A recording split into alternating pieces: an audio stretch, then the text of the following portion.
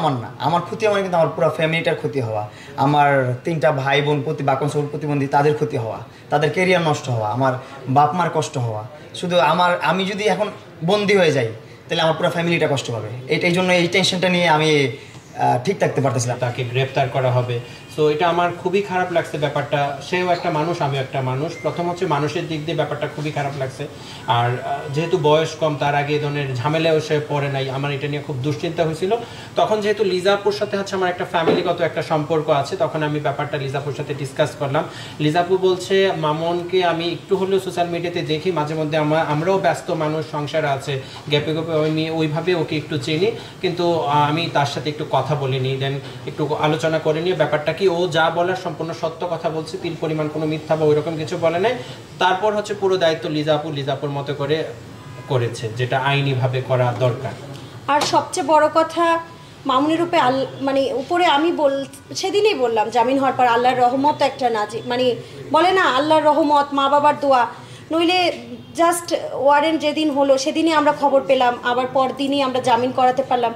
সবই কিছু উসিলা তো আছে, আর আল্লাহর রহমত আছে আমি বলবো সব কিছুর উপরে। আর একটা বিষয় আমি একটু ক্লিয়ার করি, কারণ ও তো কখনো কাঠগড়ায় দাঁড়ায় নাই। ওই মুহূর্তটা যখন আমি ছিলাম, ওর তো পক্ষে আর কেউ নেই, তখন আমার মানে কীরকম একটা ফিল হয়েছে তার দিকে যদি আপনারা দেখতেন তাহলে বুঝতে পারতেন। এখানে আপনারা যদি কেউ জীবনের প্রথম কাঠগড়ায় দাঁড়ান, এই ফিলটা শুধু আপনারাই বুঝবেন।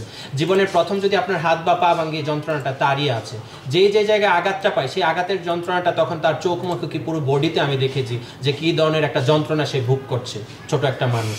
এটা যে কোনো একটা মানুষের দিক থেকে এটা আপনারাও দেখলে খুব খারাপ লাগতো বিষয়টা, অন্যরকম একটা অনুভূতি। তার মানে বিষয়টা হচ্ছে কি, আমার ক্ষতি হওয়া মানে কিন্তু শুধু একান্ত আমার না, আমার ক্ষতি হওয়া মানে কিন্তু আমার পুরো ফ্যামিলিটার ক্ষতি হওয়া, আমার 3টা ভাই বোন প্রতিবন্ধী তাদের ক্ষতি হওয়া, তাদের কেরিয়ার নষ্ট হওয়া, আমার বাপ মার কষ্ট হওয়া। শুধু আমি যদি এখন বন্দি হয়ে যাই তাহলে আমার পুরো ফ্যামিলিটা কষ্ট পাবে।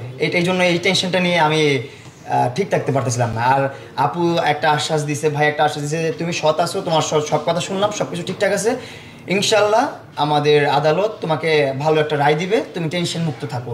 তখন একটু টেনশন মুক্ত হলাম অ্যান্ড আবার বিজনেসে মন দিলাম। কখনো দেখতে পারবেন না ওর সাথে আমাকে, কারণ আমার আর কোনো ইচ্ছা নাই ওর সাথে কাজ করার, কন্টেন্ট করার বা কোনো গ্র্যান্ড ওপেনিংয়ে যাওয়া বা যে কোনোই প্রফেশনের ক্ষেত্রেও যদি হয়, কখনো ইচ্ছা নাই আমার আর। এখন এতে যদি ও পুরো দুনিয়াটা মনে করেন উল্টায় দেয়, তারপরও আমি ওর কাছে যাবো না। আমার যেটা বলতে চাচ্ছেন ইচ্ছাকৃতভাবে যাবেন না তো, বাট ওনারা যেহেতু একই প্ল্যাটফর্মে কাজ করে, কোথাও না কোথাও গিয়ে দেখা যাবে, দেখা হয়েও যেতে পারে। সেই দেখা সেটা তো আর উনি পার্সোনালি চাচ্ছে অ্যাভয়েড করতে, যে বিষয়টা নিয়ে যেহেতু হয়ে গেছে। আমি বলি মজার কথাটা, উনি কোনো ঘাবড়ায়নি, ভয়ও পায়নি, ভয়ের ছাপ আমি কিছু দেখি নাই, দেখেছি মাসুদ ভাইয়ের টেনশন। আমি কারণ আসলে উনি তো এই বিষয়টা সম্পর্কে জানে না, আইন আদালত যে কত কঠিন ব্যাপার বা কি এগুলো তো বোঝে না, সেরকম অ্যাজ ইউজুয়াল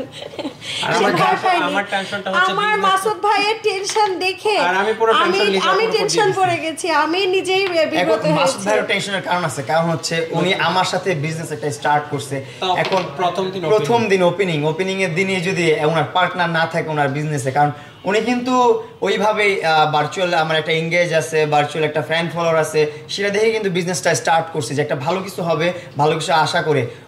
অনেকজনে কিন্তু লায়লা বা আরও অনেকে কিন্তু অনেক প্রশ্ন ছড়িয়ে দিচ্ছে তার স্বার্থ কী। স্বার্থ তো এইটাই, প্রিন্স মামুনটাই স্বার্থ, যে প্রিন্স মামুনের সাথে একটা বিজনেস হবে। উনি কিন্তু একমাত্র আমি না, উনি কিন্তু আরও অনেকের সাথে বিজনেস করতেছে। এই যে তানজিল জনিফার সাথে বিজনেস আছে, তারপর মিরাজ আফ্রিদির সাথে আছে, তারপর ইসরাত পায়লাপুর সাথে আছে, আরও অনেক মানুষের সাথে আছে, যাদেরকে আপনারা নাম বললে অবশ্যই চিনবেন। তারা রাজনীতিবিদেরও আছে, তারপর অনেক প্রফেশনাল ব্যক্তিরাও আছে, তাদের সাথে তার বিজনেস। কারণ সে হচ্ছে যে বিজনেস পলিসি নিয়ে কাজ করে, তার 64 জেলায় বিজনেস আছে, এবং কি ইন্ডিয়াতেও তার পার্লার আছে। এটা তো জানেন আপনারা। সত্য আপনি এত স্বাভাবিক ছিলেন কি জন্য, মানে আসলে আপনার নামে ওয়ারেন্ট ইস্যু? স্বাভাবিক থাকার কারণ আছে, কারণ আমার তো নিজের আত্মবিশ্বাস আছে যে যাই হবে ভালো হবে, খারাপ কিছু হবে না, কারণ আমি খারাপ কিছু করি নাই। আমি তো খারাপ কিছু করি নাই, যা হবে ভালো হবে। বারবার বলতেছেন আপনার ফ্যামিলি বা আপনার ভাই বোন বা আমি আতঙ্কে গেছি। আপনি ভরসার জায়গাটা কোথায় পেয়েছেন সেটা যদি বলেন। তেমন নিজের উপরে বিশ্বাস ছিল। আর হচ্ছে যে আমি ঘাবড়ানোর ব্যাপারটা হচ্ছে যখন আমি আদালতে গেলাম, যে এখন যদি রায় আমার নেগেটিভ আসে, যদি উনি যদি অন্য কিছু করে তাহলে তখন আমার ফ্যামিলিটা নিয়ে টেনশন হচ্ছিল ওই মোমেন্টটাতে।